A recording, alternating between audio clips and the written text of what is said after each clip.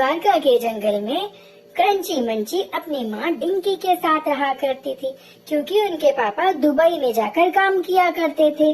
Crunchy मंची बोली अपनी मम्मा से, मम्मा हमारी गर्मी की छुट्टियां हो गई है, तुम हमें मासी के घर लेकर चलो।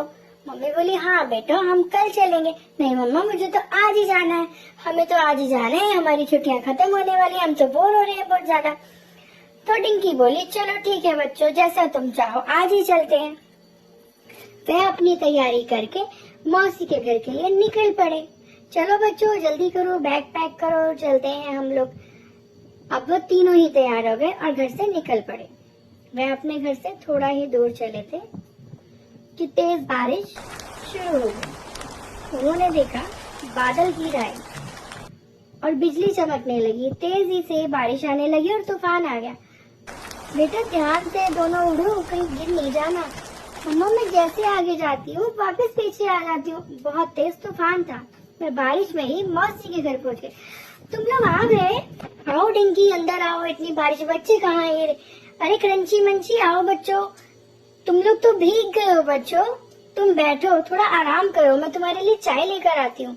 मौसी उन दोनों को बैठाकर अंदर चाय लेने चली गई। बच्चों बहुत ठंड हो रही है, तुम यहाँ पर बैठो सोफे पर। हाँ मौसी मैं तो कांप रही हूँ ठंड से। उनकी मौसी ने जाकर उन्हें सूप दिया। बच्चों ये लो गरम गरम सूप पियो। डिंकी को भी सूप दिया और वह सारे मिलकर सूप पीने लगे। बच्चों तुम्हें कैसा लगा सूप? मौसी हमें सूप बहुत अच्छा लगा।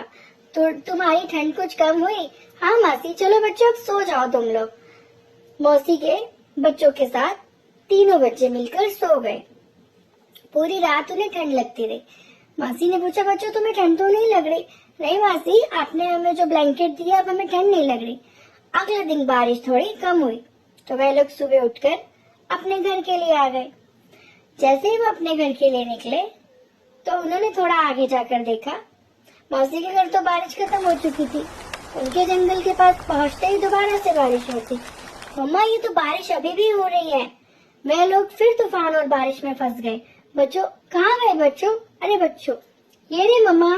धीरे धीरे मम्मा के पीछे उड़ते उड़ते वे अपने जंगल पहुंचे। मम्मा हमारा घर कहाँ है? बच्चों हमारा घर तो नहीं है। मम्मा वो देखो हमारा घर तो गिरा पड़ा है, हमारा घर तो डूब गया। तीनों लोग बहुत उदास होकर एक जगह बैठ गए। मम्मा हमारा घर नहीं है, अब हम बारिश में कहाँ रहेंगे? मम्मा मुझे तो ठंड लग रही है। कोई बात नहीं बच्चों, मैं कुछ सोचती हूँ। मम्मा हम किसी पक्षी से मदद लेते हैं। बच्चों रुको, अभी कुछ करती हूँ मैं।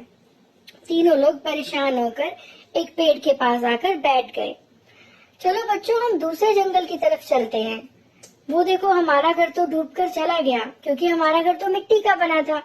मम्मा हमारा मिट्टी का घर था ना, पक्का नहीं था, इसीलिए हमारा घर डूब गया। वे थोड़ा सा दूर जाकर एक पेड़ के नीचे बैठकर रोने लगे। मम्मा अब हम कहाँ रहेंगे? हमारा तो घर भी चला गया, हमारा घर तो घुल गया पानी में। तभी वहाँ से आवाज आई, क्या हुआ नन्ही चिड़िया, क्यों रो रही हो तुम? कौन हो तुम? मैं, नारियल का पेड़। नारियल का पेड़? तुम बोलते हो? हाँ मैं बोलता हूँ। नन्ही चिड़िया क्या हुआ?